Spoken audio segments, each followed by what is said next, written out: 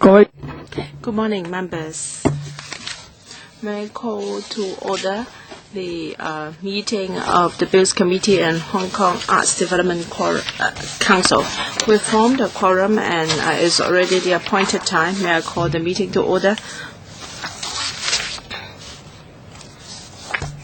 The first part of the meeting is supposed for meeting deputations and individuals to express their views on the bill. Welcome. Let us welcome representatives from the administration. We have Mrs. Xavier Lai, Deputy Secretary for Home Affairs, and Ms. Elaine Mack, Principal Assistant Secretary for Home Affairs, as well as Mr. Leonora Ip, Senior Assistant Law Draftsman from DFJ. On the 24th of May, we decided at the meeting that this will be a public hearing to receive views on the bill from members of the public. As at the deadline of our invitation, we have received two submissions, one from the Hong Kong Monitor, Culture Monitor, and other from Mr. Yang Wai-shing, an Eastern District Councillor. Mr. Yang's paper has been tabled because it was received before the deadline. However, after the deadline, the Secretariat received a request from an individual hoping to give oral submission here. And then he also expressed his will through message. However, because the reply slip was only received after the deadline, so following our usual practice, unless there are very special circumstances, such late requests will not be entertained. So we have informed the Secretariat to ask him to provide a written submission afterwards, and that individual has already done so. The paper has also been tabled for members' information. So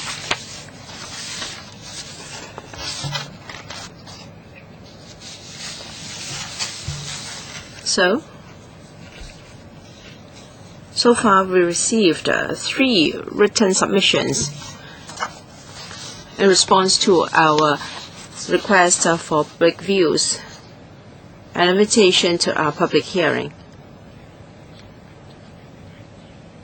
Well, members might want to follow up on the 3 written submissions, and we can discuss later whether we have to follow up.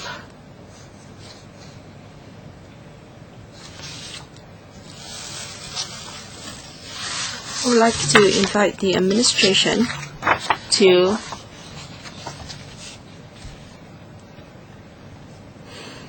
do the following. We raised some concerns at the meeting dated the 24th of May. Let's see if Mrs. Lai, Deputy Secretary for Home Affairs, has anything to add to that paper 1301/01. Thank you, Chairman. At the last meeting, members wanted us to provide a written reply which has been submitted to the Secretariat of the Council. And the issues raised were whether the amendment bill would have any impact on other pieces of legislation, and what is meant by arts workers that have been newly added to the legislation. And we have provided a written reply already. Okay. Members, do we have questions in response to that paper?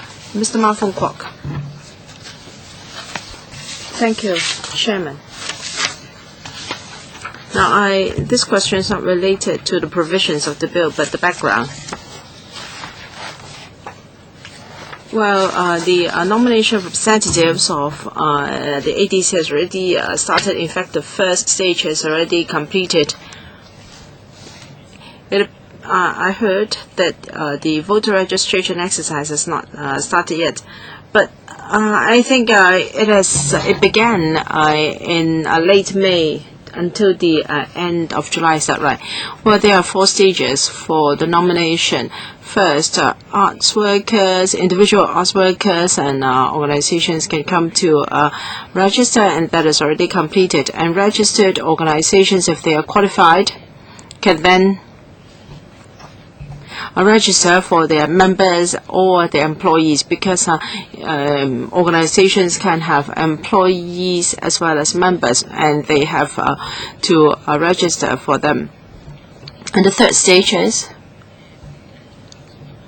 candidates to come out if they have secured enough nominations, and that's the third stage. And the fourth stage is for candidates to present their platforms at our election forums. So the first stage is over. The second stage will start very soon.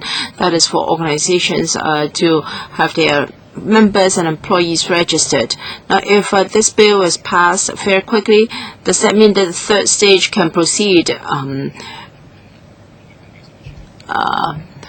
as set out in the amendment bill, so that in September they can take part in that nomination process?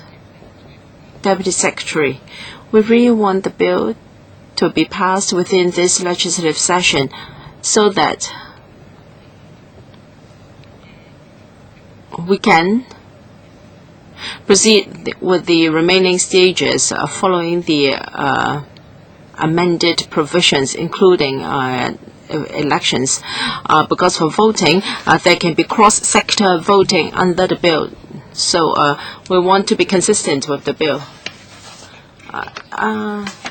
If the administration wants the provisions to be implemented within this year, now because you have enlarged the franchise, because even graduates can then be eligible, have you estimated the increase in number of voters, and do you think you have enough time for the registration, and how can you identify the potential voters? That is already done in the first stage.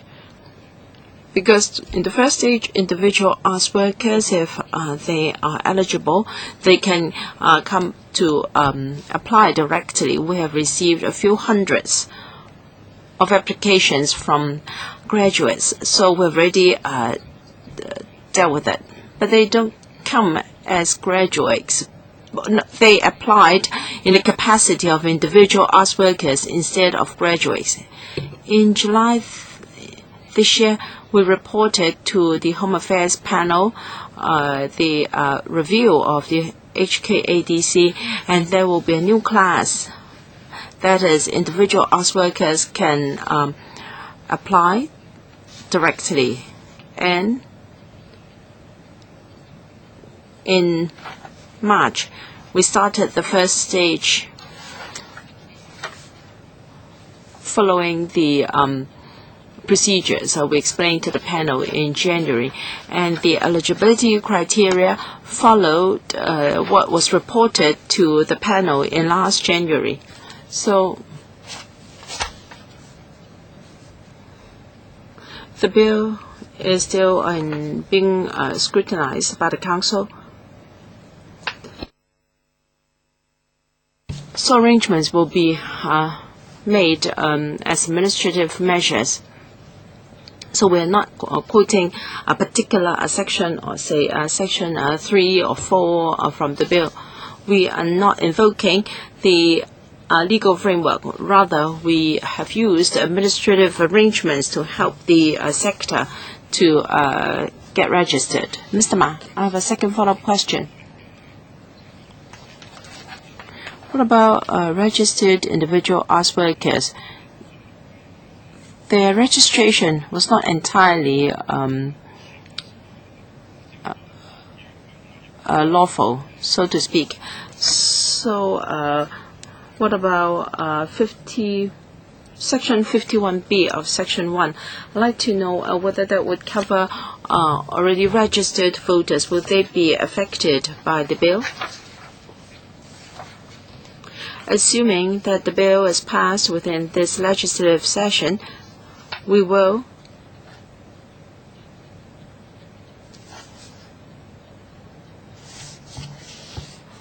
gazette the list of qualified individual arts workers and organizations. That will be entirely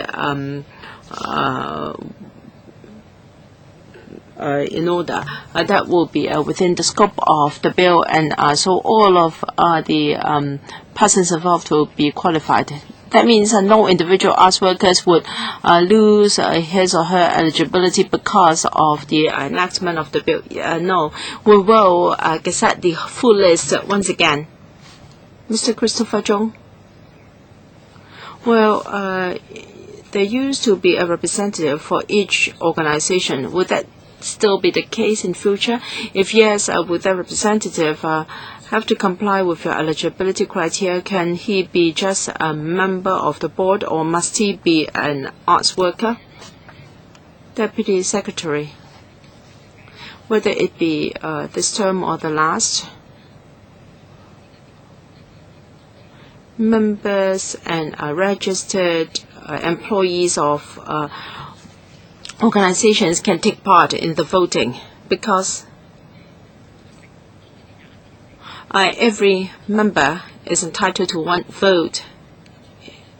So although in stage 1, organizations register first, and then the second stage, members and employees of these organizations can submit their information through these organizations for registration. So members and employees of organizations are entitled to one vote each. What about that organization? There is no corporate vote. Well, but an organization has a representative. Will he still be allowed to vote? Well, we are different from LC votings. It has always been like this. All members and qualified employees of organizations are entitled to one vote each. What about graduates of, say, Academy of Performing Arts? I'd like to know whether they would be qualified. They are not degree holders. In the past, they had to be supported by relevant qualifications in order to be qualified. But after the review, HKADC has proposed if they have completed a degree program or above qualifications. So this is a new criterion. We also asked whether sub-degree or associate degree holders will also be eligible, but the review balanced the views of two parties. Some felt that that would be too loose, and others felt that it would be too strict. So it was decided by ADC that all degree holders are eligible, a bachelor, so long as they are bachelor degree holders. And in the next round of review, we will see whether other qualifications should be added. Well, I think maybe they graduated in the early days. They had only got a diploma, but they might have already been engaged in arts work for a long time. So can they become a voter through another channel? Well, I'm sure they will have many channels to become eligible. Say, for example, Mr. Chairman, in the written information we give you, in fact, there are altogether 12 categories. Say, for example, if he's an employee of the registered organizations, say, for example, if he has taken part in the production of arts programs or he is engaged in arts administration, then through that channel he would have already been eligible. Christopher Chung. What about if someone has got a bachelor's degree from a university in the related fields, but he has never worked in such a field, but will he still be eligible just because of his bachelor's degree? And what about others who are tutors of piano or other musical instruments? I want to know whether it is true that as long as they don't hold a bachelor's degree by a local university, even if he has got a grade 8 qualification, he won't be eligible. It's a slide. Well, we have an additional category here. If somebody has completed the 4-year bachelor's degree program, then it will be eligible. This was decided after detailed discussion by the ADC. It is believed that if someone has already had 4 years education in this field, and in fact usually they would have had a lot of opportunities to take part in the local arts sector, then they should be eligible.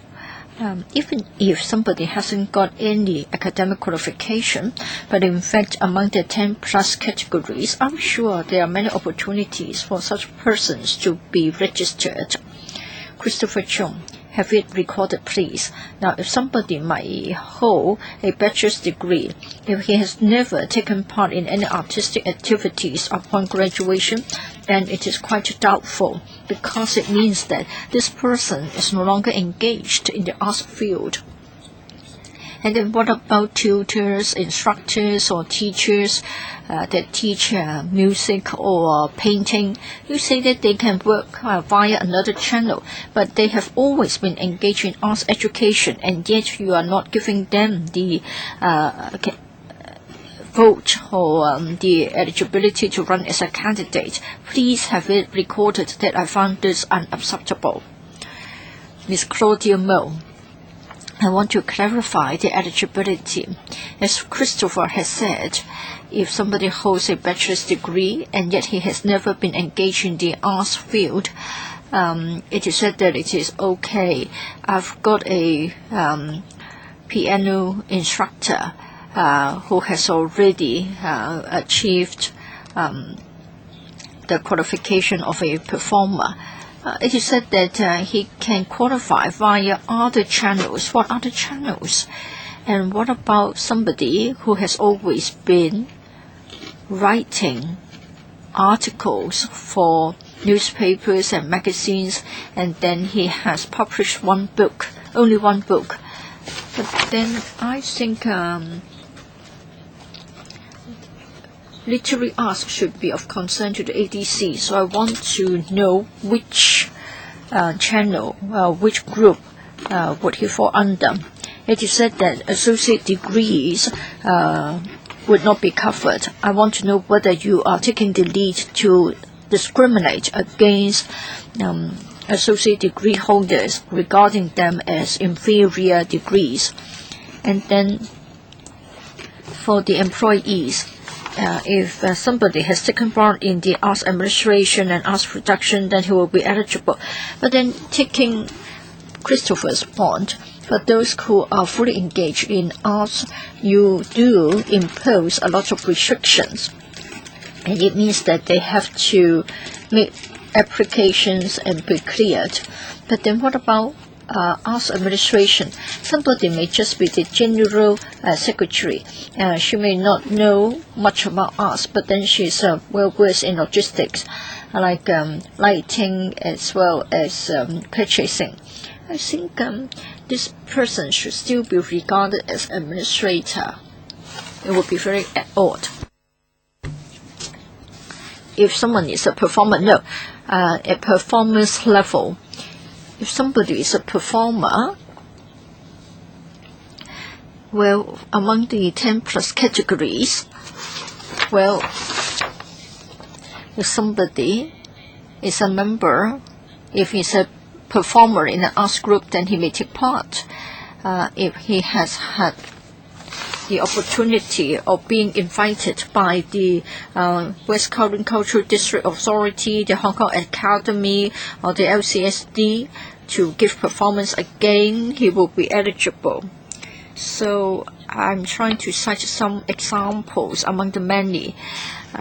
That means the channels through which he can take part. As in the case of associate degree holders, there are arguments for and against. Christopher Jones said that if somebody can become eligible just because he holds a bachelor's degree, would it be too relaxed? And then others have also said that perhaps even associate degree holders should be given the chance. In fact, during the review of the Hong Kong ADC, there were arguments both for and against such suggestions. What we have been proposing now is trying to strike a balance.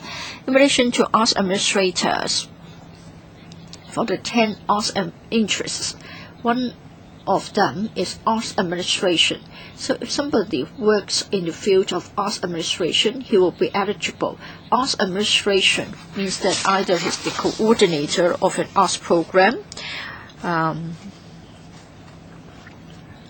so that he will put together a performance or event, then he will be included under the category of arts administration. What about if somebody is a writer? Among the 10 arts interests, we have literary arts. So if somebody works in such a way that is relevant to the literary arts, then he can also apply under that category. Mr. Chairman, I'm afraid I'm very muddled. If you've got anything to do with writing, then you will be eligible. But what about piano instructor who has already attained the performance level? If he seldom gives performance, he hasn't been given any awards, he has not been invited by the LCSD, then he won't be eligible. Mrs. Lai, when the Hong Kong ADC carried out the review, I think they already carried out a very detailed review.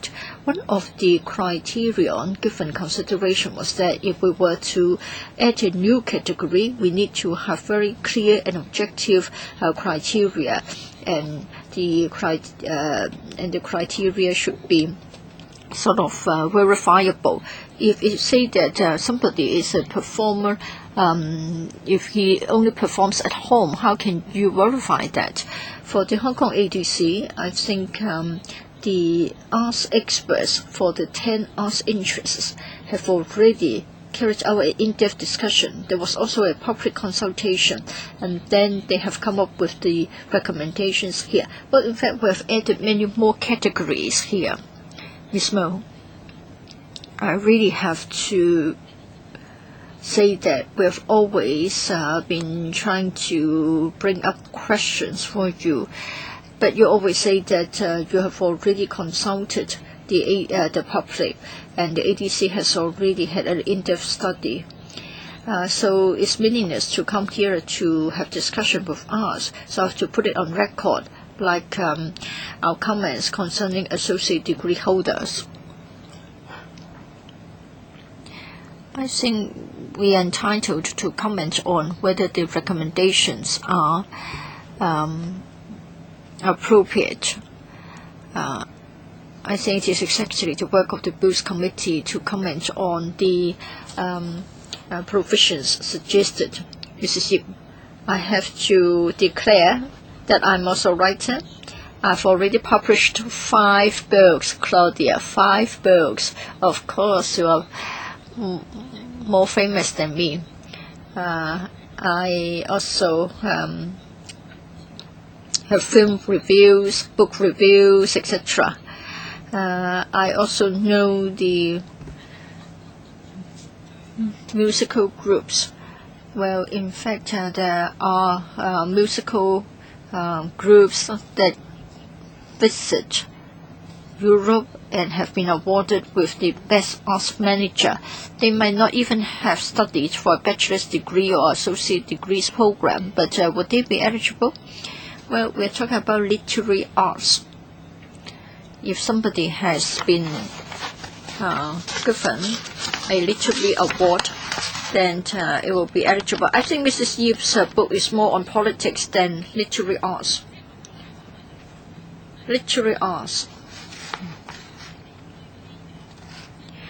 As to district level arts groups, I think during phase 1 they can apply for inclusion as an organization, and then their leaders and their arts managers or arts administrators can also become eligible. So what about Mrs. Yip's question? Now she has published books, so does it mean that she is eligible to become a registered person? Well, we should verify in accordance with the criteria already published. Does she have to apply for it or what? So she should have gone through the application procedure, but then phase 1 has already been completed.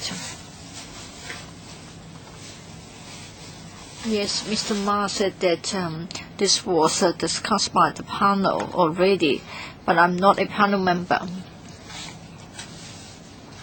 Well, all members can still raise questions on any aspect of the bill.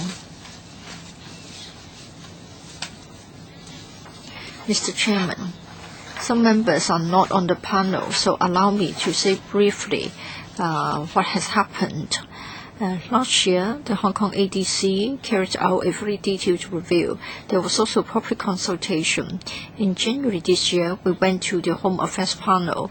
We reported the recommendations of the Hong Kong ADC and our decision to act in accordance with the recommendations concerning the nomination exercise this year. So in January this year, we went to the Home Affairs panel. We gave detailed reports concerning the categories as well as the eligibility issues. In January, we reported the methodological. In March, we started the first phase. Organizations and individual arts workers could come to us directly, and in accordance with the categories already announced, they could get registration.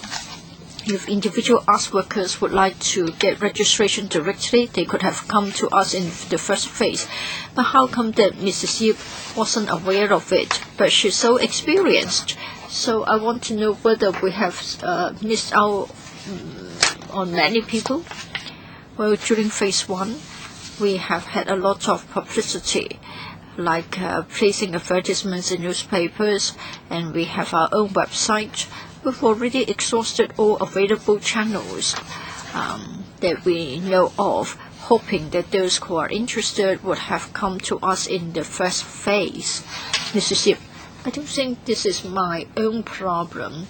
I do know that there are people who are on the organizing committees of the yearly Hong Kong Arts Festival, and he has written on Peking opera for the Arts Festival, etc. Well, of course, there are also many performing companies that are giving performance at the local level in the community halls. So would they be eligible? And what about such managers? Would they be eligible as individuals? Well, if the organization has this mission to promote arts development, then the organization could have been registered during phase 1. For those at the local level, they could have come in phase 1. If they're eligible, then in phase 2, they may register for their members. So for those district level performing companies, I think their members could have been registered by their organizations. What do you mean by members? All the musicians, the performers? Say, for example, all the performers of the company. What about managers? Yes, if they are related to arts administration, then they may. Ms. Chen Yun Han. Mr. Chairman, at first I thought I did not have to take part in the discussion, But then the more I heard about the comments, I think the government should have given more thoughts to this. Theoretically speaking, many organizations should be eligible, but the question is they just don't know. So you just ask your district officers, and they know very well. For a few decades, they have done a lot to promote local culture and see this and that. I have the feeling that you haven't publicized this exercise in the community. So only people who know this structure well will participate. But in the past decades, we have got many arts organizations in the community, so they don't know. So do you think that they are just grassroots arts and it's not your cup of tea, or have you just overlooked this point? Deputy Secretary. Well, our publicity campaign, I can brief you, outline it to you. We took our advertisements in newspapers and also our website, and then in advisory centers of district offices or LCSD venues and performing venues, we have posted large posters to publicize the nomination exercise. And then in arts magazines, frequently read by arts workers, and then we've also got API on radio. So we used as many channels as possible to publicize the event. And then regarding community organizations that are engaged in arts promotion, well, they should be eligible. In fact, we have quite a lot of such organizations registered. Secretary, the Deputy Secretary is too optimistic. You should go to all 18 districts. I believe many people do not know. You only talk about the very traditional established organizations, whereas there are many new organizations. They should at least be entitled to a vote. So, in fact, you are not in touch with the community. Thank you very much. We'll try our best to improve. Dr. Kenneth Chan, thank you. Well, we discussed the question of educational qualifications last time. It should not be just confined to bachelors, because I think students might be even more involved, because they might be involved in arts activities on a daily basis, but the criteria have screened them out. So I think this is a very bad message to our students when it comes to handing down the heritage.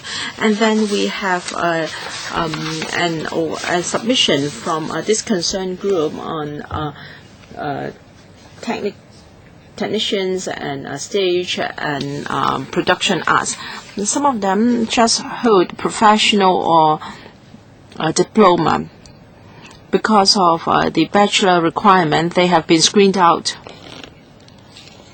Of course, they can be put in different sectors, and in order to become registered or to become voters, but they are very unhappy because they want to be properly qualified. So you've already done that step using administrative arrangements. I believe that the relevant information and statistics can be shown to us in the operation of this Bills Committee, because you should answer our questions or respond to our questions with statistics. Since you've already done the first stage, why can't you share with us the information? For instance, how many students have become qualified voters and people holding different qualifications but are engaged in arts production and stage and the technical aspects of productions have been registered. Because if you don't give us these data, it's hard for us to go on scrutinizing the bill. Associate degree holders, I must stress that a new category, graduate of any arts program, is just an additional channel for people to register on top of the many channels available. So this is not the only channel. After various rounds of reviews and adjustments, there are various channels for individual arts workers to register directly. However, in the last round of review, it was believed that the scope should be further expanded, and then there is this new item, graduate of an arts programs at bachelor's degree. So please do not just focus on this single category, but I can share with you some statistics. This is one of the new channels added. Over 300 individuals, they are bachelor degree holders, they came to register. But that doesn't mean that they are the only registered voters holding these qualifications, because bachelor degree holders can also apply under other categories. So, but for this alone, we got 300 odd. Well, but we don't want piecemeal information. We want the whole picture. Since the Deputy Secretary has got data, why don't you give us a proper paper listing all the data and compare the franchise space before and after the review? Will it make our discussion more meaningful? Mrs. Lai, do you have the data mentioned by Dr. Chen? Yes, we have some data to show you the whole picture. Members might be interested to know, comparing this term and the last. With the first stage, the number of persons registered as individual arts workers. In the last term, we received 285 applications. That's in the first stage, in the capacity of individual arts workers. And for this term, we had 730 against 285 in the last term, and you can see the substantial increase. I think Dr. Chen is not just asking about the number.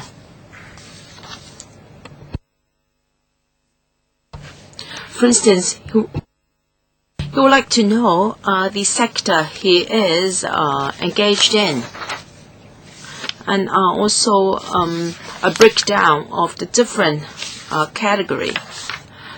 Degree holders, bachelor degree holders, 300 odd new applications. We have another new category. Holders of recognized competitions and award, we had 78. 13 for those in collaboration with LCSD in holding arts exhibitions or competitions, and 82 as full-time or part-time teachers or tutors of subjects related to the arts. Dr. Chen, I believe we need a written reply. I need a table. And so you're asking for a table. Yes. Through you, Chairman, I want the government to give us more systematic data. What do you mean by systematic data? Well, there are 10 categories. They have completed the first stage. Can they show us the figures for each category? Because some colleagues here said that they were very experienced and well qualified in a particular sector, and yet they were never informed.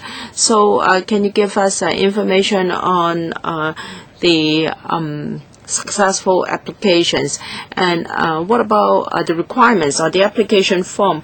What evidence do they have to give to show that they are really qualified? How many of them are holding qualifications below bachelor's degree?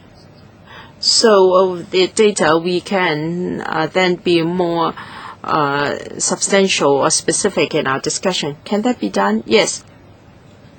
That 10 categories for our individual arts workers, I will provide data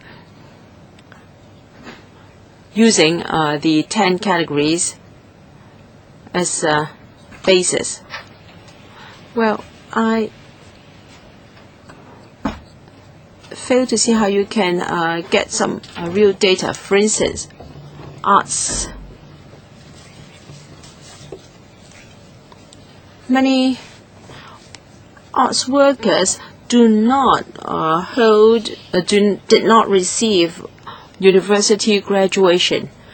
You might have in your database people who have served the government or have submitted related applications, but those who are not, you cannot have the relevant data.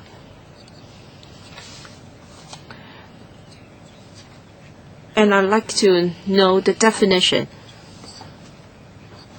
You say people engaged in arts and culture.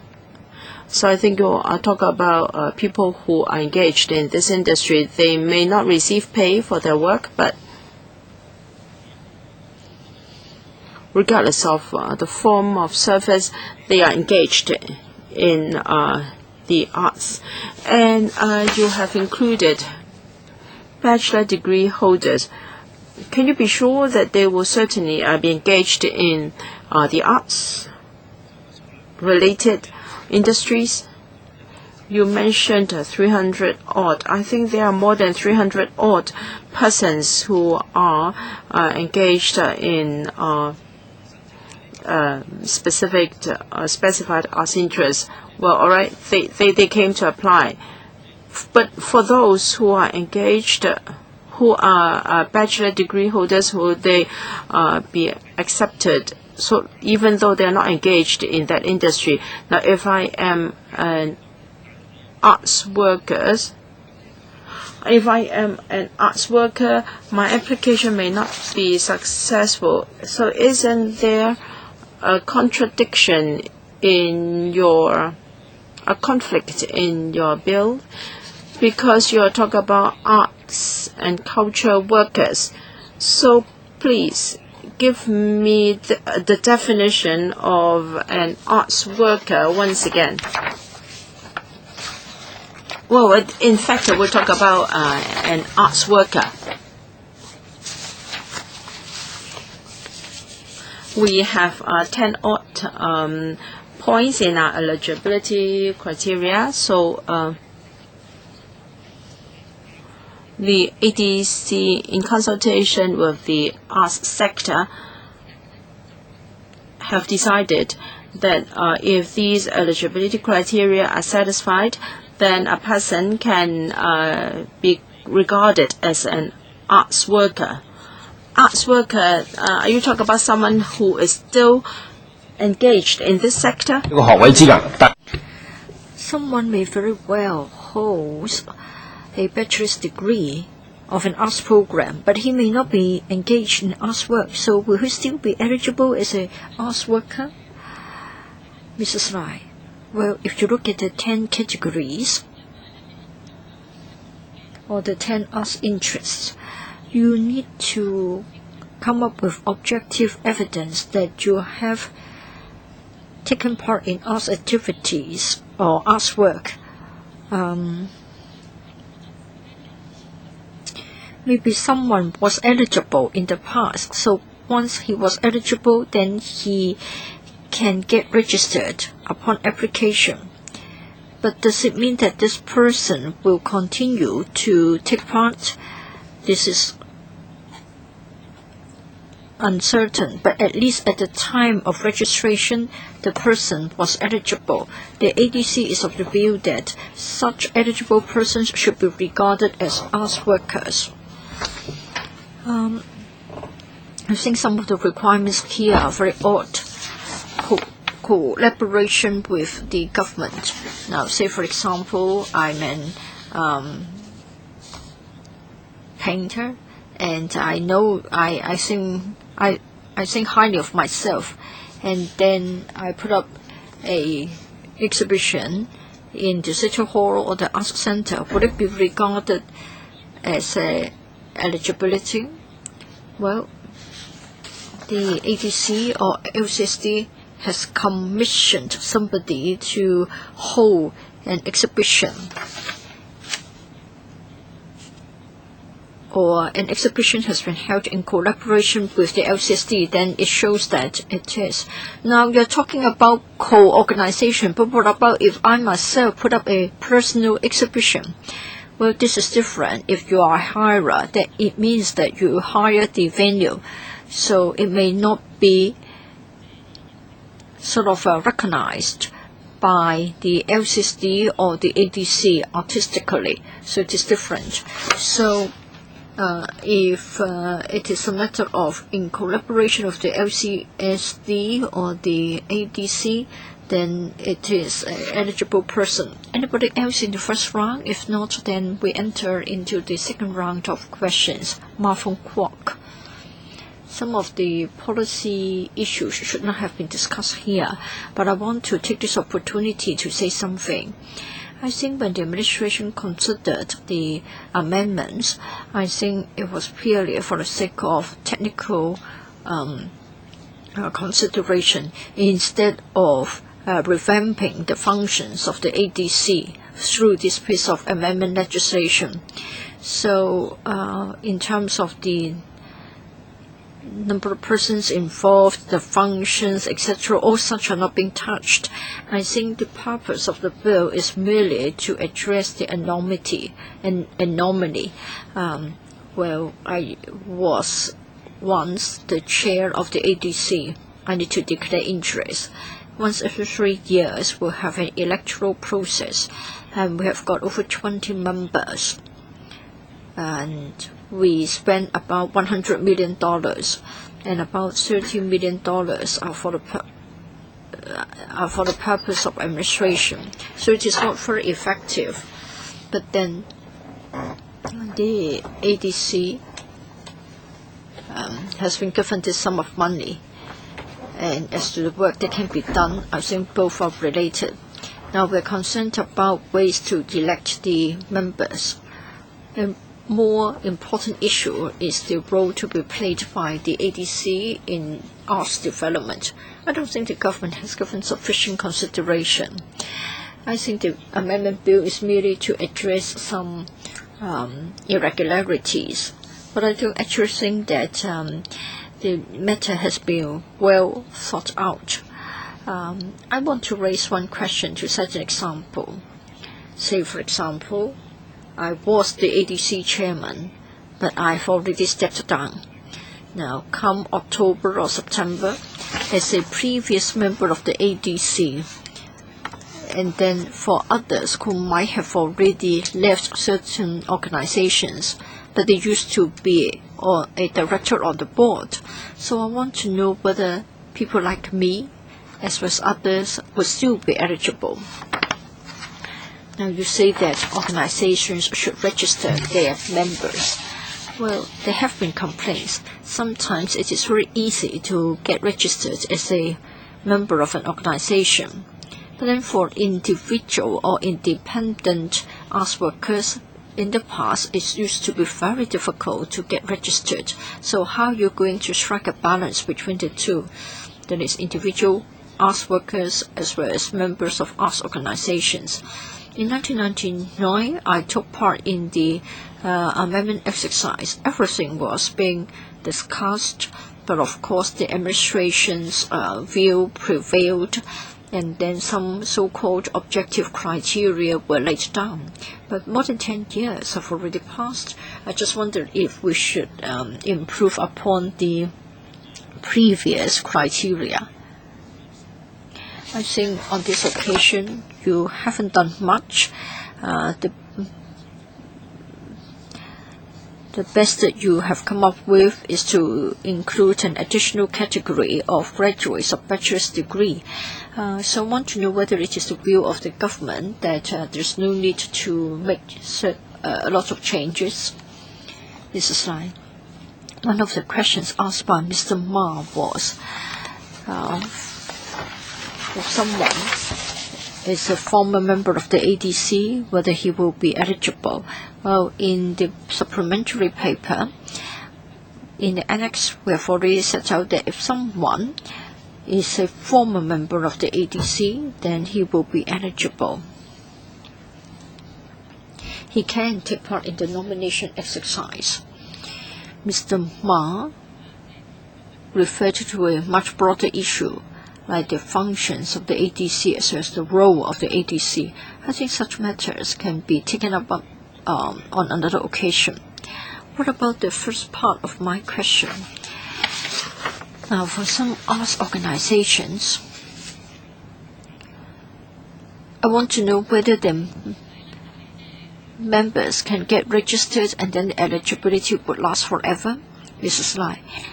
In phase 1 of the nomination exercise, if somebody has been registered, if an arts organization was registered in the past, they have to get registered again. I think his question was whether somebody will have the eligibility lasting forever. For organizations, yes, they have to confirm with us that they still have the mission to promote arts. The arts organization itself has to be confirmed. What about their members? In the second phase, the arts organizations have to update the information. Even for the same arts organization, there may be changes in the membership. Some members might have already withdrawn from the work of the organization. So in phase 2, the eligible arts organizations have to update their membership with us. Allow me to cite a few examples, like the 9 major performing companies.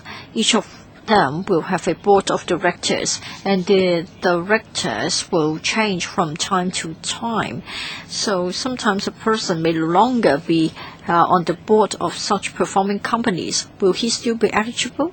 And then in the performing companies, they have different employees. We may have tea ladies, we have cleaners, we have messengers. Are they still be regarded as members of such arts organizations? Mrs. Lai. For the points made by Mr. Ma, like directors of a performing company, if we're talking about an eligible arts organization, the directors, if somebody is still a director, then it will be confirmed in phase 2. For employees, we have made it clear in the criteria that is, this person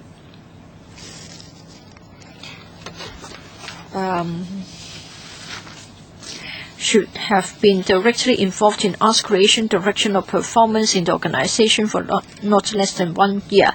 And then if people are engaged in general administration, finance, human resources, and other technical support duties, then it is not regarded as eligible. What about if an arts organization used to be a relevant organization, but later on it has disappeared? What about the individuals that have become eligible under the arts organization? If the arts organization has disappeared, then it won't get registered in phase 1. In other words, the members or the employees of that arts organization can no longer get eligibility as a result of that arts organization, they may get registered under other categories. Say, for example, they may join other arts organization and still be engaged in arts work. Then they can get the eligibility via the new category. Well, for every term, we need to have the status updated. You means confirmed. Yes, the arts organizations have to update the information with us, telling us that members or employees are still working for them. In other words, for individual arts workers, they get registered and they will be eligible once and for all. But if you are a member of employee of an arts organization, you need confirmation. For individual arts workers, they apply on the basis of individual merits, so they will be eligible for the next exercise as well. But then if they come under an arts organization, then they have to prove that they're still eligible. So the information has to be updated during phase 2. If we have an arts organization that is still in operation, but somehow they've omitted to confirm the status, in other words, all the members or employees of the arts organization will lose the eligibility. It won't happen. We have written to them, we have issued emails, we have called them. That is, if some organizations have already registered with us, we will certainly remind them to update the information. Ms. Chen Yun-han.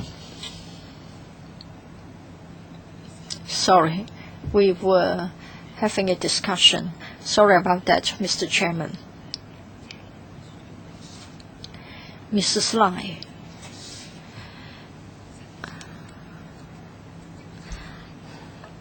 I know that for 10 years or so, there was a lot of debate as to the eligibility criteria, like whether students should be eligible. Now you are saying that associate degree holders won't qualify. How many of them would lose the eligibility? Somebody might have studied with the Hong Kong Academy of Performing Arts, and they have stayed in the arts field and have been working all the time. How many of them have been disqualified as a result? Mr. Ma has already said that this has always been controversial. Now, you have said that if they take part in arts work, they will be eligible. So how many of them are eligible? I think this has already sparked a lot of discussion. To be fair, the government must present the data to us. We don't know how the electoral process will evolve. Now, for the arts sector, they are awfully concerned about the future of Hong Kong. They are very active. So please give us the information. Yes, you have got 10 arts interests. I think some people have been disqualified, and from the submissions received, many people are concerned as to why some arts managers are not given the recognition. And what's meant by arts? You insist that unless it is a case of collaboration or commissioning,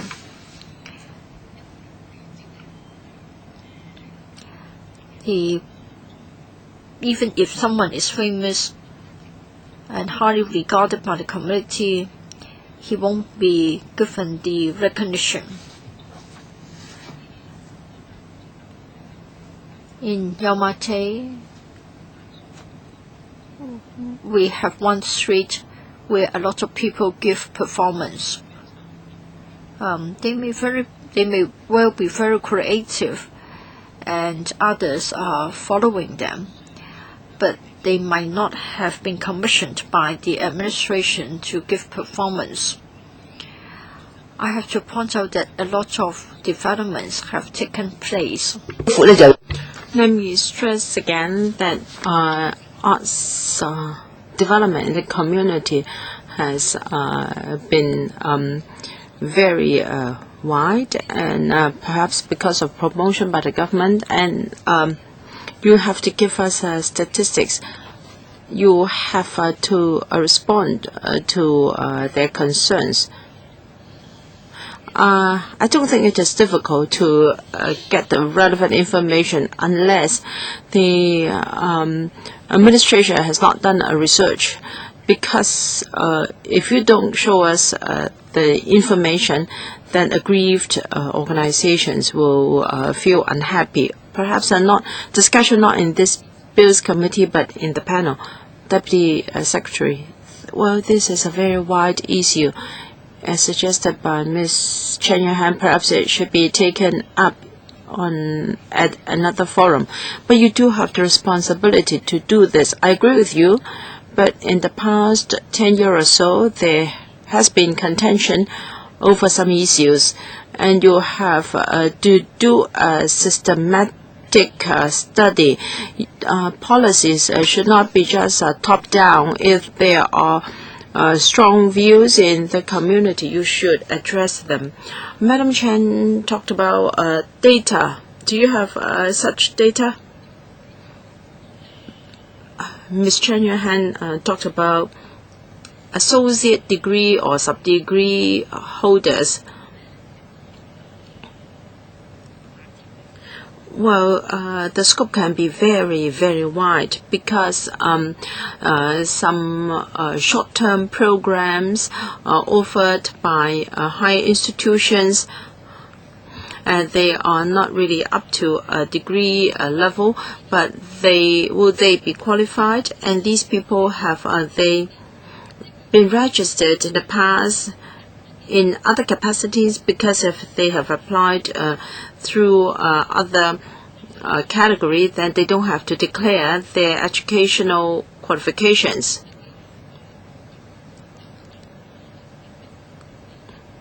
We won't know whether registered voters have already got such a qualification. But have you ever rejected any?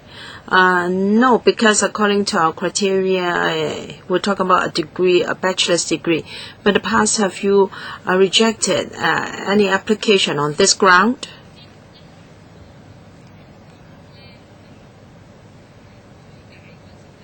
In previous terms, this was not one of the eligibility criteria, so there won't be any such applications.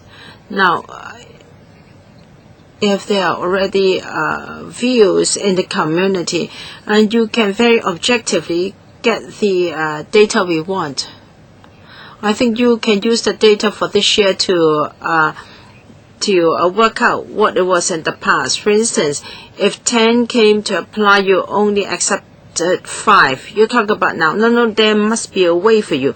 From an academic point of view, if the administration takes the views of the local arts community seriously, I'm sure it can be done. If the administration is not able to do that, it can commission an institution to do it for him, because more and more young people love arts. For instance, we have over 1,000 band groups in Kwun Tong, and then dozens of drama groups. Some might have studied arts-related programs, but they have consistently taken part in such activities, and they might have come to apply. I don't believe you cannot have such statistics unless it is your policy to screen them out. Well, my constituency, Kowloon East, is an old district, but we have done some survey with the Poly U. My worry is the grievance may be bigger and bigger. More and more people love arts nowadays. I think Mr. Leung Chi Chang has put it very well. I'm a famous painter. I'm famous on Lama, on Chang Chao, but I have never organized any exhibition in collaboration with the administration. Then, am I qualified? When the whole community is concerned, you have to be cautious. Deputy Secretary, I think you like hiking. There are many such arts workers on Lama and on Chang Chao. Although they have not been commissioned by the administration or organized exhibitions in collaboration with the LCSD, please don't think that they are not qualified, because they become an anti-government force if you ignore their views. The data or statistics demanded by Ms. Chen Yuhan, do you have them? And if not, of course you cannot submit them now, but is it possible to collect information or to survey this? You have to give serious consideration to this. It may not be possible within the scope of the bill. Deputy Secretary, the number of applications received and rejected because they did not fulfill the eligibility criteria, well, we do have such data. Applications rejected on the basis of not meeting the criteria, well, we do have such information. Ms. Chen Yuhan referred to music groups or bands. They organize themselves together to take part in arts activities, and as a first stage, they can first be registered as arts groups. There are various ways. Now, Secretary, the Deputy Secretary sounded as if it was very easy. I think the eligibility criteria is a problem itself. I want the administration to use statistics to resolve this problem, because young people who do not do well in school really love such things. You want to give them proper recognition. But I know a lot of such people. They may not have the educational qualifications. Now you must follow the development of society. If you're so arrogant, thinking that what you think is always right, you will be out of touch with young people. Now you do have the responsibility to do this. Now if you can't do it, then why don't you ask Professor Lau Shukao, the former head of CPU? I'm sure he can help. He is aware of the dissentment or the satisfaction of young people. It's just a suggestion. Well, this is not within the scope of this Bills Committee. Yes, please refer it to the Home Affairs panel. Yes, I have already reminded the Home Affairs Bureau your concern.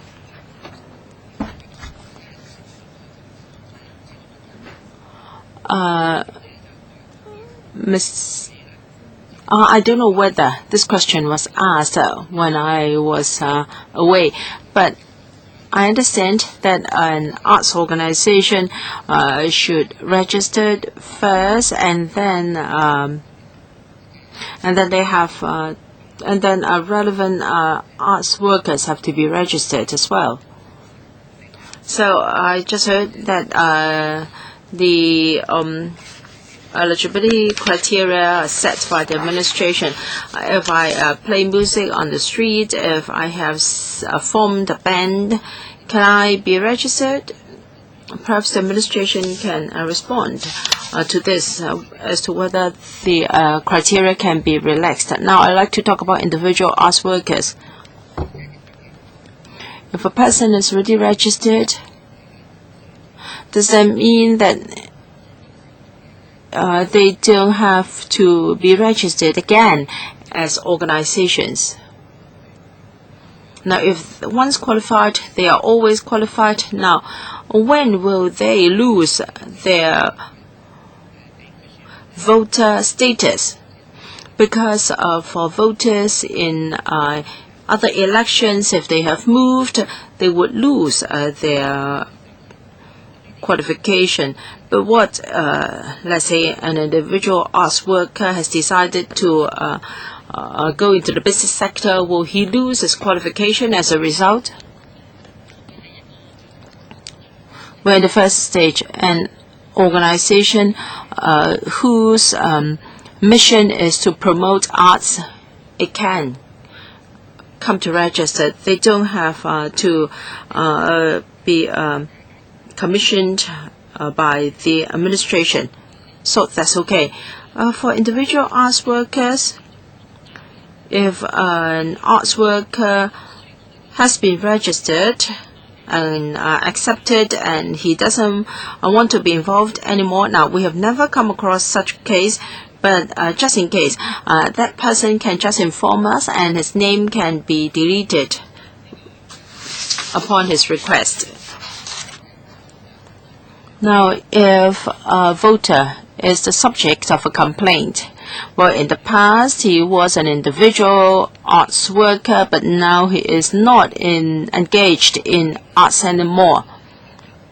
It's just like for GC election, a person has moved to another district and yet he is still voting in that GC, then he has reached the legislation. What about the elections for Hong Kong ADC?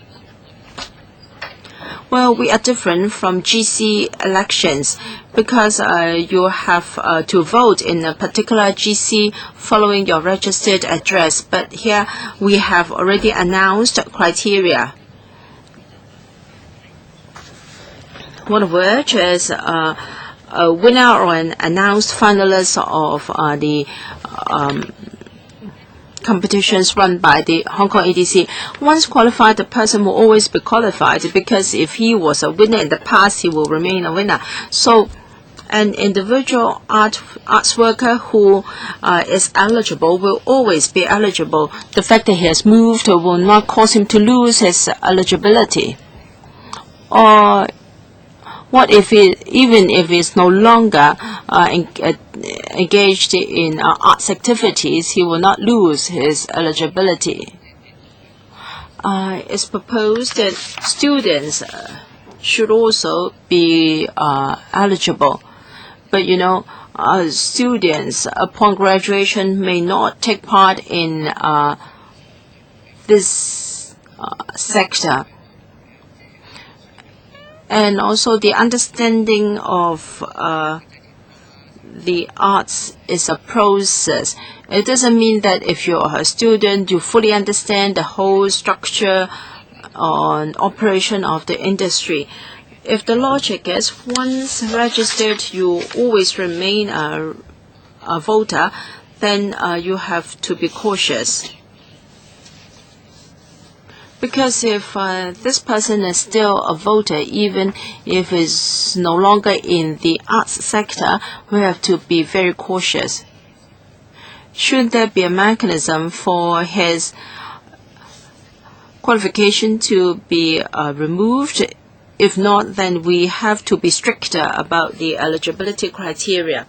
And I was a bit confused with the definition of arts organization. Do they have to be registered with a particular body, or for instance, a few persons form a band, and if they have performed on several occasions, they are already qualified? Please be more specific. I think you're not clear enough. And people have the feeling that the administration has all the say, and this is not very good. For the criteria of the organizations, we have already announced the details. That they formally registered with the mission to promote arts, and they are either a statutory organization or they have been registered under the Companies Ordinance or Societies Ordinance, and they have articles and constitutions, and they should have been set up at least 1 year prior to the start of the nomination exercise. So arts organizations that meet such a criteria may take part. Well, the threshold would be high. I don't think if a few persons come together to form a band, they will get registered under the company's ordinance.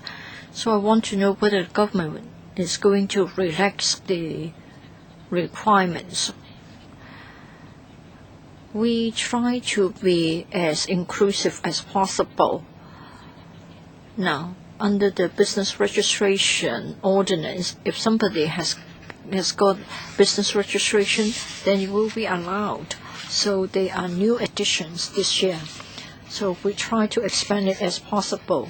So as long as an organization has got business registration, then you will be eligible. You don't need to be a company before you get the eligibility. Sit home. This is supposed to be a technical amendment. And yet members have got many questions. As Mr. Ma has said, the Hong Kong ADC has always attracted a lot of comments and dissatisfaction. The ADC has only got $100 million supporting many different small groups, and all of them are vying for the funds. So they're all very anxious to know who will get elected. So we want to know whether the electorate base is fair and whether the small groups can nominate candidates. So, yes, I agree that there's more to do with the role of the ADC itself, and it should have been taken up by the panel in greater details. But we can't help it. Usually we've only got an hour's time to discuss matters as important as this one. And the administration won't be providing information to us back and forth. So I think if we can't finish with the discussion here, then we should go back to the panel. And I think we should reopen the discussion. We have to examine all the details, like the voter registration and the voter eligibility. Are going to consider his achievement, his interest, his academic background, or his work? How are you going to draw the line? I think it's very controversial if you talk about achievement. So you draw the line as to whether someone has been given an award or not. On the 7th of June, you wrote to us. You said that if anybody has taken part in such competitions or exhibitions in their personal capacity, it would suffice. But then it will be very easy. The threshold will be very low. As long as you put together a piece of work and you enter your work, then you will be okay. However, when it comes to academic qualifications, only bachelor's degree holders can join, but not others. So I would suggest that the associate degree holders put together a piece of work and then they enter the work into the competition, and that would qualify them. I think we should first of all set out with some clear ideas, and then you know where to draw the line, how you draw the line, and then you can avoid the controversies. So for the annex to the paper dated the 7th of June, I think altogether there are 12 categories concerning the eligibility criteria. Mr. Kenneth Chen talked about the number of applicants and the number of rejected applicants in relation to the 10 arts interests. I think we need to come up with a matrix so that we know about the breakdown figures. They are individual arts workers, so you can certainly tell us how many are applying under the category of Chinese opera, arts administration, etc. So 10 arts interests and 12 categories. So you can tell us how many apply quoting a particular qualification and how many of them have been rejected. I think many smaller groups are quite unhappy about this. Now, of course, the data to be provided may have no direct relevance with the technical amendment that you are seeking. but we will be interested to find out about the picture concerning the individual arts workers. Deputy Secretary, if you want the 12 categories, but then for the last 2, they would only be available after the second phase has been completed.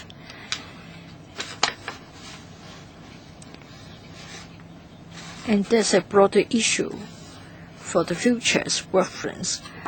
Would you accept it if we forward the information to the panel once it is available? Because it will take a longer time. Mr. Chairman, for the 11th and the 12th groups, it's about members of the arts organizations and employees of the arts organizations. This is more fluid because you need to confirm the status of the arts organizations first before you get to the members and employees. But for the first 10 groups, the individuals have already been registered. We are very concerned about those who have been rejected. In other words, you want to know about the number of people getting registered under the 10 categories. Now, if you try to sort of draw the line on the basis of occupation, now when it comes to pop art, now you may say that they are not up to the mark as artists, but what about Anita Mui? I think she was also given an award. They may not really be interested in getting any subsidies from you, but they have certain achievements.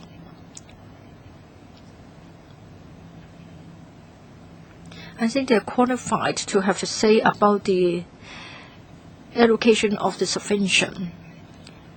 Now, those who get subsidies from you, they will be eligible, but there are others who are very they have a lot of achievements and they don't need your subsidies. Would they be eligible? What about people like the late Anita Mui? Now, for the 10 arts interests, we have music, so pop music would have come under music, so they can take part. In other words, they can apply and then they will get it, but not automatically, right?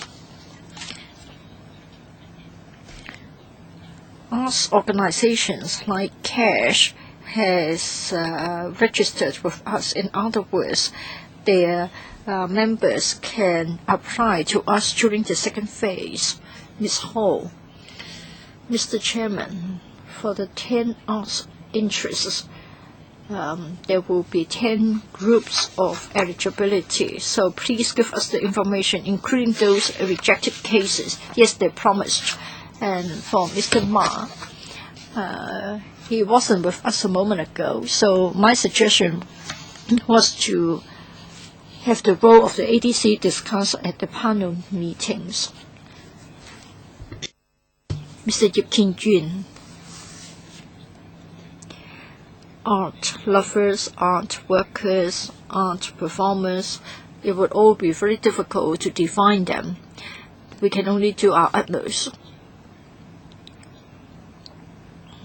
If I may comment on Sid Ho's point, that is for the 12 eligibility groups. For the 9th one, that's about the attainment of a bachelor's degree or above. Ms. Sid Ho asked a very good question. That's why is it that associate degree programs do not count. Now, even for associate degree programs, it is highly academic and it is indeed a qualification. But for those engaged in arts, they may not need anything which is very academic before they can work in the arts field.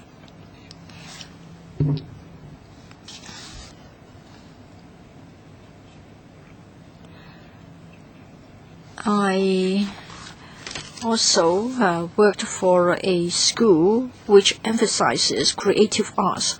I used to be the school principal. I just wondered if their graduates should also be given recognition. Now, for associate degree holders, I think all of them are trying to get recognition by the community. If their status are not given recognition in different spheres, then it will be a blow to them.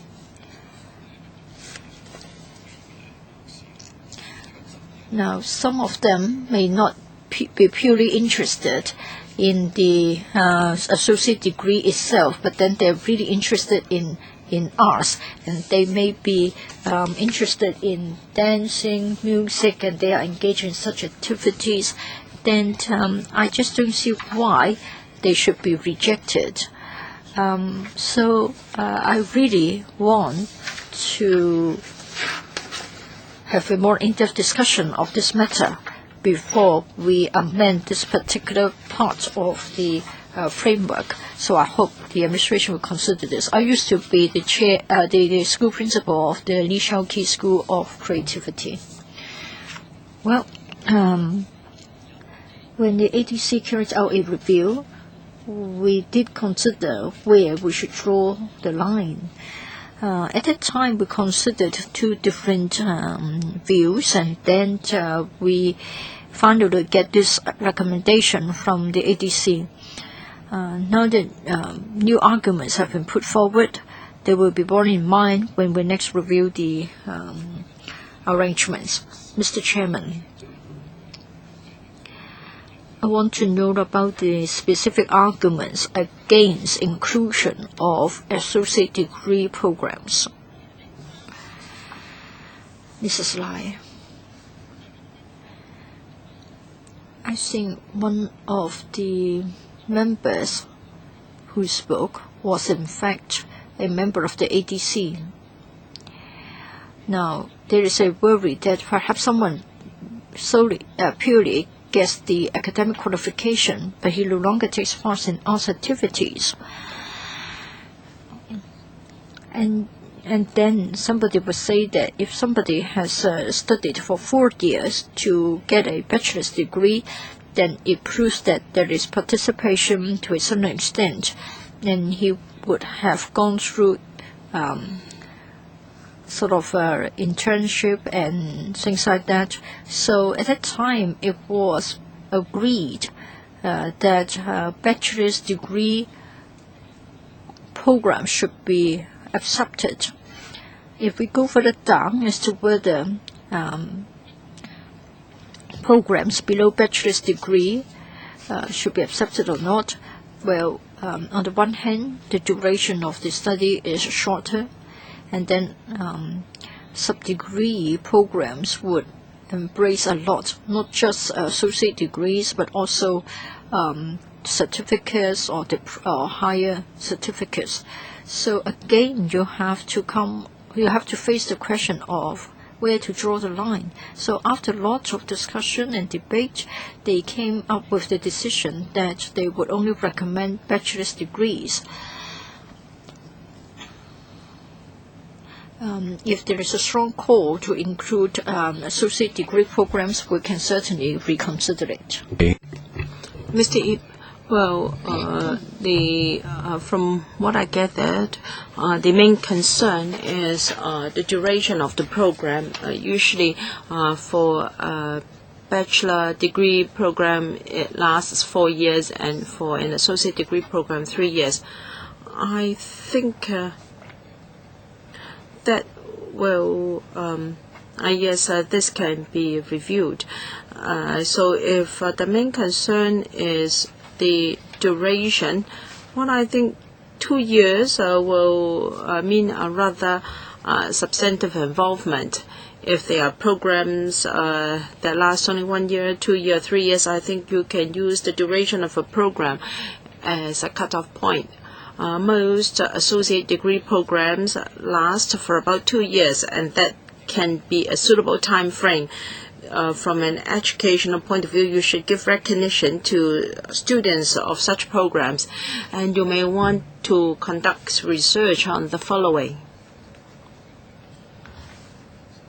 Students from associate degree programs or diploma programs, can you try to find out the proportion of such students be engaged in arts activities? My impression is that the number is quite high. I think people who enroll in arts-related programs really want to be involved in arts interests. So after completion of a 2-year or 3-year, 4-year program, they will become professional amateur arts workers. So I hope some research can be conducted. If my impression is confirmed, I think it is worthwhile to include this group of students as well. Mr. Ma Fung Kwok, I'd like to follow up. I have received a lot of views from the industry, even when I was a member of the Hong Kong ADC. They would like to be voters but have been left out. The administration's position has always been that if they cannot register in their capacity as individual arts workers, they can join an eligible organizations. But are there other ways to assess the eligibility of these artists so that they can take part in the nomination exercise? For instance, can there be a community vetting mechanism with input from the government so that arts workers not qualified under your criteria can still be involved? For instance, can you collaborate with very representative organizations in the community to do this?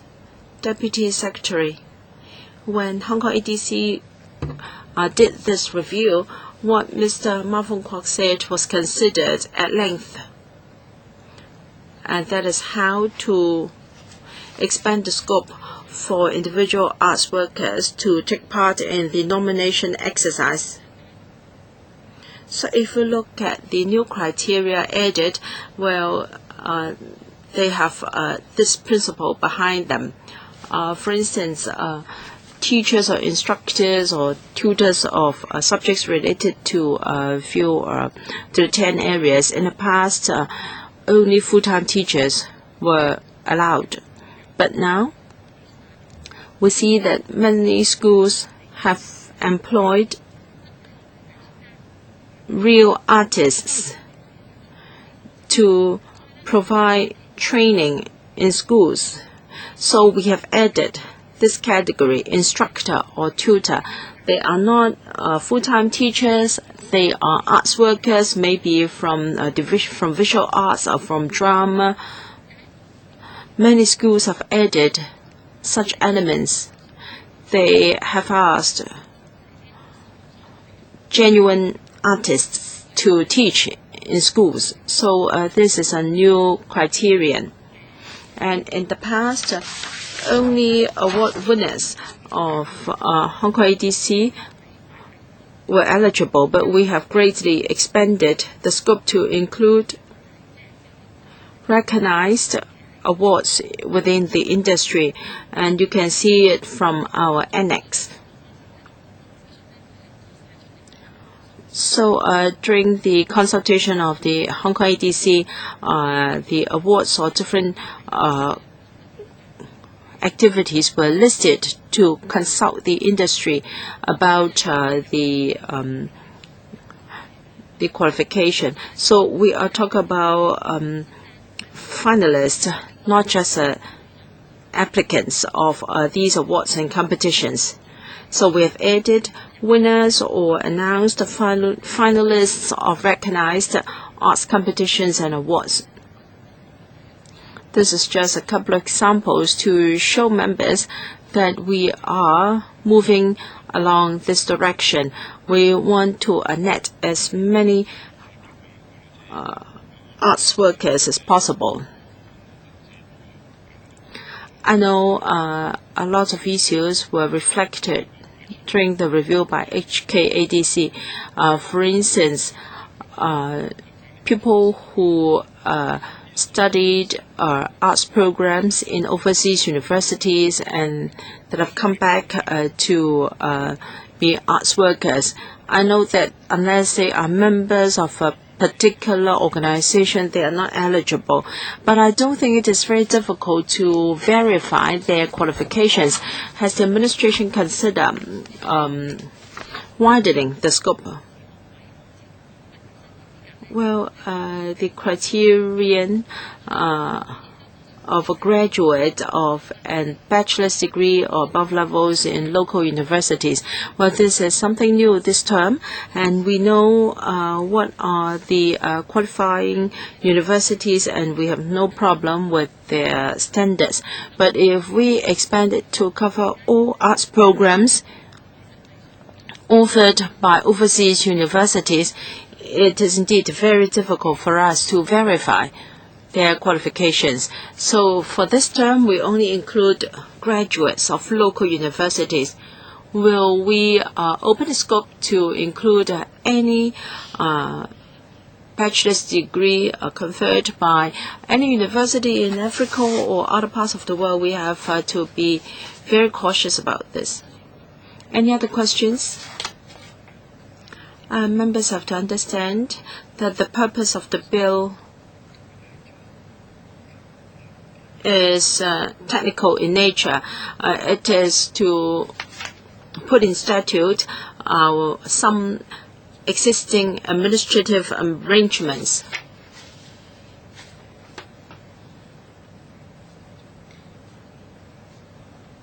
So the individuals can be qualified voters. Controversies such as whether associate degree holders should be qualified. Perhaps the legal advisor can help us to confirm. I believe it is not directly relevant to the bill, because the main point about the bill is to allow individual arts workers to participate in the election. Members gave very constructive and useful advice or suggestions for the administration to consider. As suggested by some members, these issues should be referred to the Home Affairs panel for follow-up, so that there can be further consultation with the relevant parties. Am I correct in this interpretation? I asked the legal advisor to assist. Thank you, Chairman. There is no statutory interpretation or definition for individual arts workers. So it is the discretion of the administration to decide who can be qualified as individual arts workers after consultation. So any amendments to the eligibility criteria will not be relevant to the bill itself. Ms. Sit Ho, no definition for individual arts workers. What about, is there any definition in the interpretation section? Because we cannot see the interpretation for member in the marked up copy. Well, in the full version of CAP 472, there is no interpretation or definition for organization or member. Chairman, usually in a bill, stakeholders, that is people who are liable or can be sanctioned, will be defined. For instance, public officers, or we know what is meant by public officers. Now, for parties that have responsibilities and liabilities, they are usually clearly defined in the interpretation section. Because in this amendment, you cover individual arts workers. Why is it not defined? For the sake of clarity, to ensure that people understand what is meant by individual, when they look up the bilingual law system, they have to know what is meant by an individual arts workers first. Legal advisor, if there is no definition in the law, then the usual understanding of the term will prevail. As regards why it is so designed, it is the decision of the administration. For instance, if the administrative measures are used, then that may be the case. So it is for the administration to answer.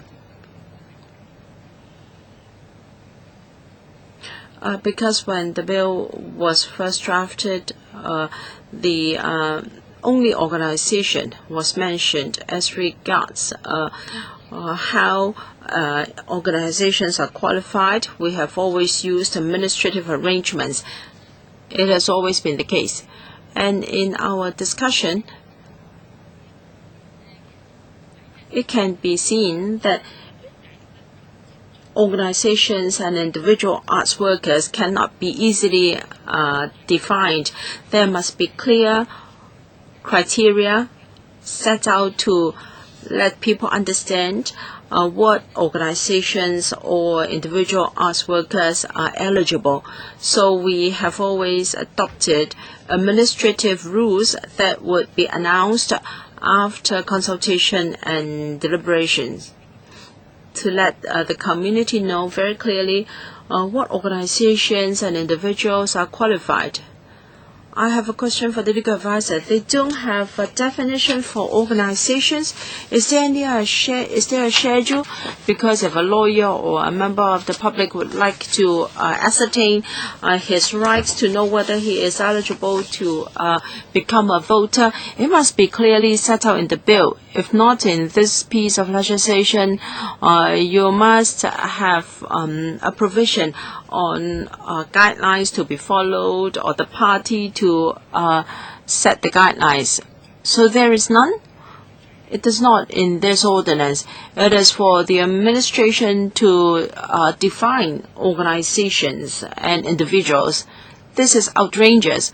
What if there is a lawsuit and then there is an overseas lawyer who doesn't know that the government is so wishy-washy, and he won't know how to proceed with this litigation? The law should be clear so that everyone knows what his rights is. Perhaps it can be by means of a schedule, or in the interpretation section, you have to clearly define the scope of organizations and individuals. Even if you say it is following the guideline of this and that, so that people can trace. It is unreasonable that there is no definition at all. If you're not going to do anything about this, then I will oppose your bill, even though it is purely technical in nature. Under Section 3.5, it is for the CE to designate organizations and individuals. So it is for the CE to decide the administrative arrangements and administrative guidelines. So for all along, we announced the administrative guidelines. Well, this was enacted in 1995. And much of our discussion this morning was about the administrative arrangements or guidelines. So it's up to the CE.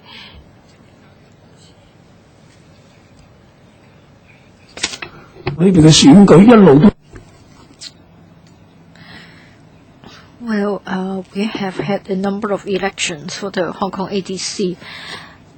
Right in the outset, we have been said that despite the changes, we haven't been breaking the law. This is because they are still acting under the powers of the ordinance. Now the government would like to amend the ordinance so that the part pertaining to individuals will be given confirmation in the legislation. So I hope that the administration will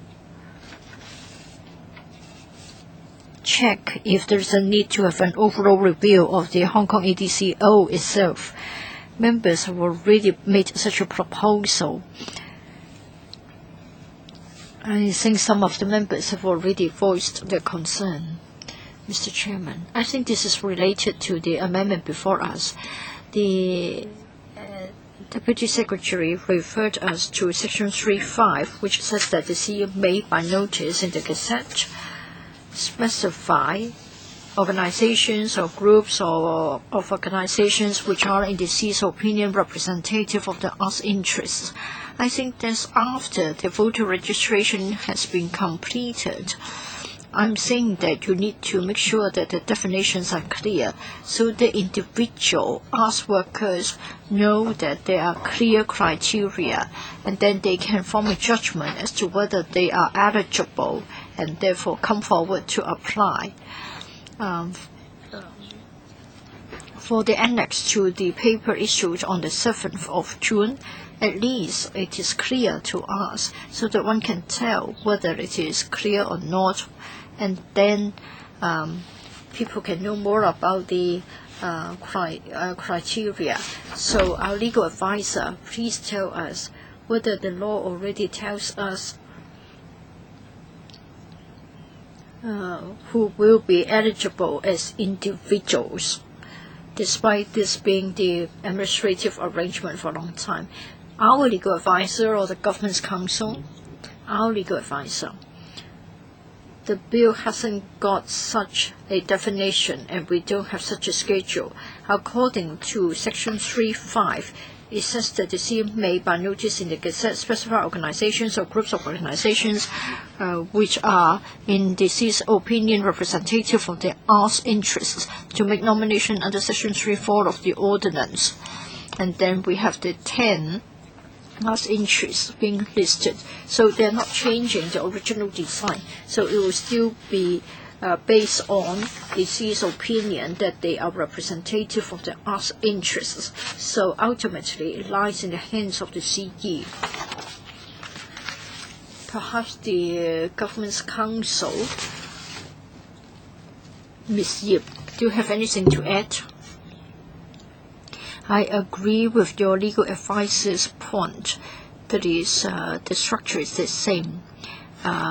We are merely adding the part concerning individuals. The structure is the same. Yes, it will still be the CE's opinion, naming the organizations. But the organizations are very different from individuals. You may very well say that individuals may be given recognition by the organizations. That's in Category 11 and Category 12. But then for the preceding 10 groups, they are in relation to individuals. But then the law is silent on the criteria for individuals to be registered. And it doesn't lead us to any other reference document. In other words, individual art workers will find it difficult to judge whether they are eligible or not. This is not in line with the spirit of the rule of the law. The criteria may be reasonable, they may not be reasonable, but at least the criteria should be published. Now, what should people do? Where should they turn to? Should they just look up this paper issued on the 7th of June? Well, I think your point has been made loud and clear. I try to sum up the views of members in today's discussion. We have asked the administration to follow up on our questions today. As to the bill itself and as to the ordinance itself, I think we have been given an explanation. As to whether this is in line with the spirit of the rule of law, I think it is a subjective comment. Now we are presented with this bill. And then for the ordinance itself, if the government would like to change the design, then it should be an initiative from the administration. We are only scrutinizing this bill, and the bill's focus should be that defined in the long title. I think you will understand the basic approach of the scrutiny of bills. Mr. Chairman, what I've been saying has a lot to do with the bill itself, but then the ordinance itself has always been very sloppy.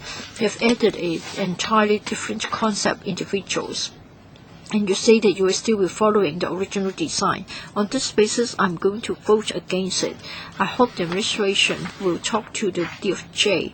You have to sort out the irregularities, all the powers, responsibilities and rights and the penalties. They should all be set out clearly in the ordinance. Any other questions? Then I need to liaise. I have to discuss with you.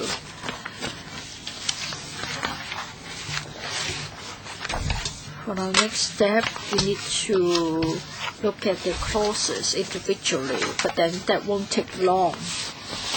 In fact, we could have done it today, if you want to. If you would like to have a further opportunity to discuss the bill, then we need to arrange for another meeting.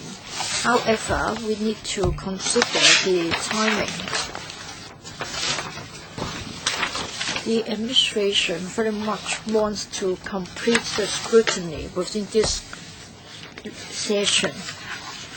And then we are looking at the 17th or the 10th of July for the second reading to be resumed. Now, if we work towards the target date of the 10th of July, that means on the 21st of June, we need to submit a report to the House Committee. If we have it on the 17th of July, then on the 5th of July, we need to report to the House Committee. So please bear this point in mind.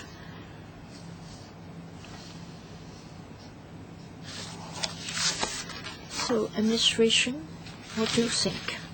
Mr. Chairman, we very much hope that you can proceed with the cross-by-cross scrutiny. Otherwise, we have to schedule another meeting, and that means that we can only go back to we can only resume the second reading on the 17th of July. That would be too rushed. Mr. Chairman, it's fine with me, because when I talked about the absence of a definition, that's part of the scrutiny of the bill. So it's fine with me if you proceed to the cross-by-cross scrutiny. There are only 4 lines. So please give us the supplementary information. If we find that we need to follow up on the table of figures, then I want to call a meeting. All right. So if we need another meeting, it will be the 24th of June.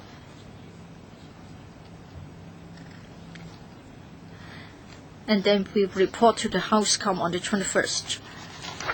Well, I think we can have the cross-by-cross scrutiny now, and then if the figures given by the administration require a follow-up meeting, then we have another meeting. Yes, that's exactly what I proposed.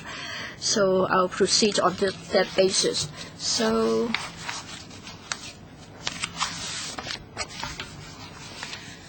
I can at most extend 15 minutes, but I don't think we need that much.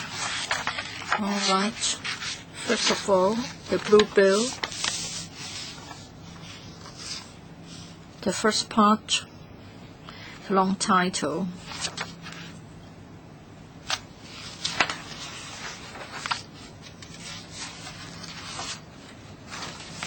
long title. Can someone from the administration lead us through the cross scrutiny? Thank you, Mr. Chairman.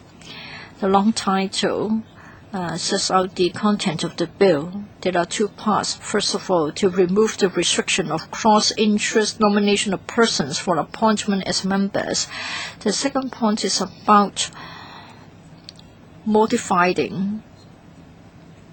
modifying the provision on specification of nominators to provide for specific organizations or individuals or both for each of the interests listed in the ordinance. Any questions?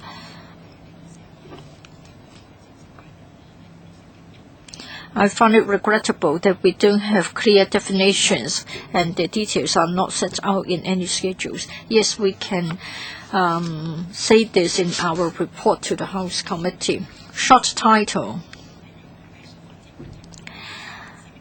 Hong Kong Arts Development Council Amendment Ordinance 2013.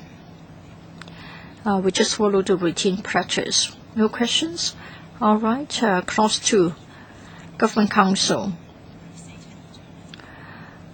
The Hong Kong Arts Development Council Ordinance Cap 472 is amended as set out in Section 3. All right. Questions? No. Then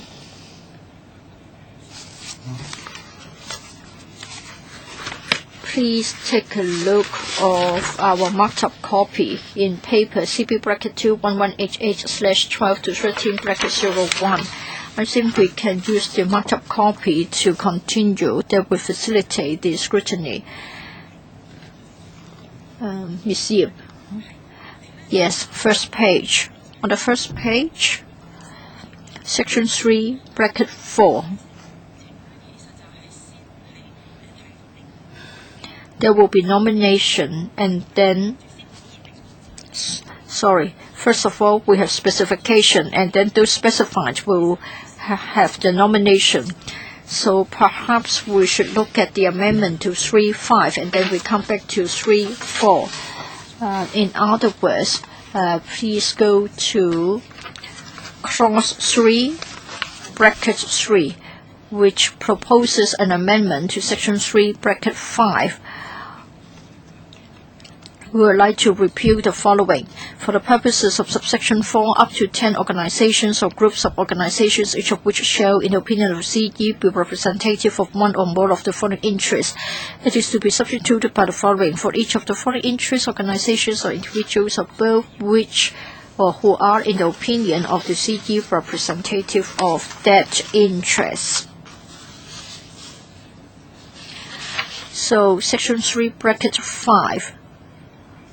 It will be repealed and it will be substituted by adding or individuals or both. I think that's the main point. Any questions? Mr. Chairman, yes, Sit Hong.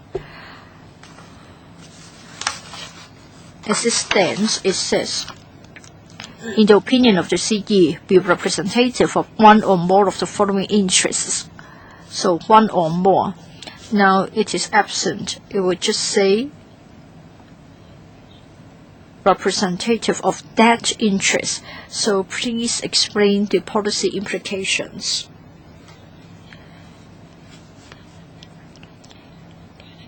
It will be clearer because every time in the Gazette notice for the 10 interests, the organizations and the individuals will be specified. So the way it is drafted will be more compatible with the format in the Gazette notice. That is, the names of organizations and individuals will be grouped under individual interests. Mr. Chairman, I know that nominations will come from individual interests, but then when you vote, it will be cross-discipline, right? Deputy Secretary, each individual can vote in his own group or the other 9 groups, so there will be a cross-group voting.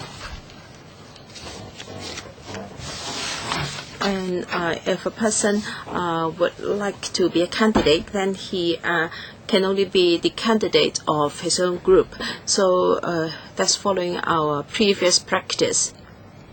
For instance, someone in the dance group cannot be a candidate in the arts administration group, right? No questions? Then we'll go back to 3.4. Amendment to Section 3.4. Yes, amendment to Section 3.4 of Cap 472, Clause 3, 1 and 2 are relevant.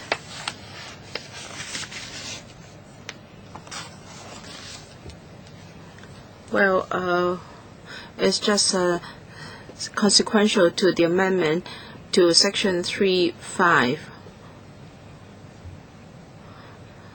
Organizations and individuals specified under subsection 5 and organizations and individuals so specified representing an interest may, for the interest or all organizations and individuals so specified may, for any of all interests listed under subsection 5 make nomination for the purpose so that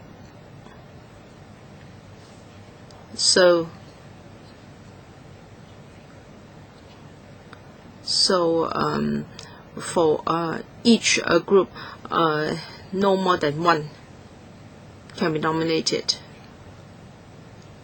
So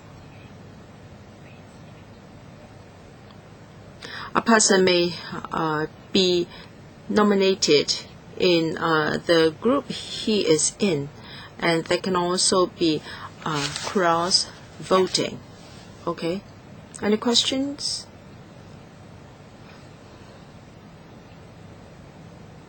So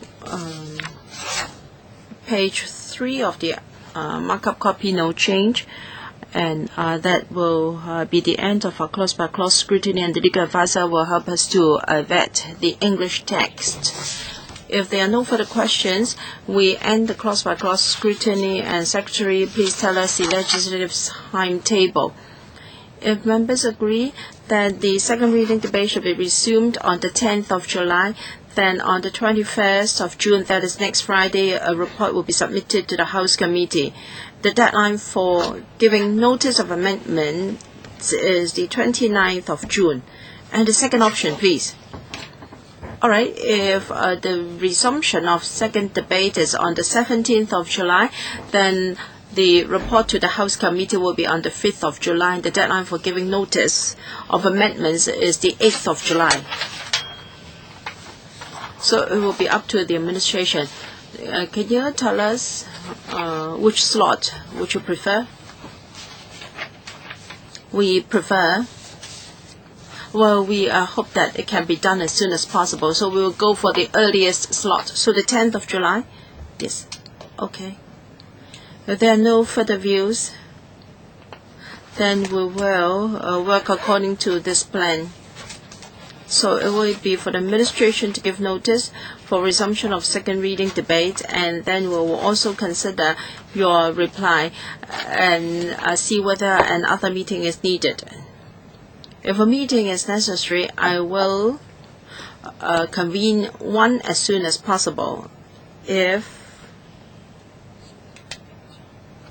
we can't and need to have the resumption debate deferred, then I will let the administration know at the second meeting. But as at now, we will agree to the resumption of the second reading debate on the 10th of July, okay?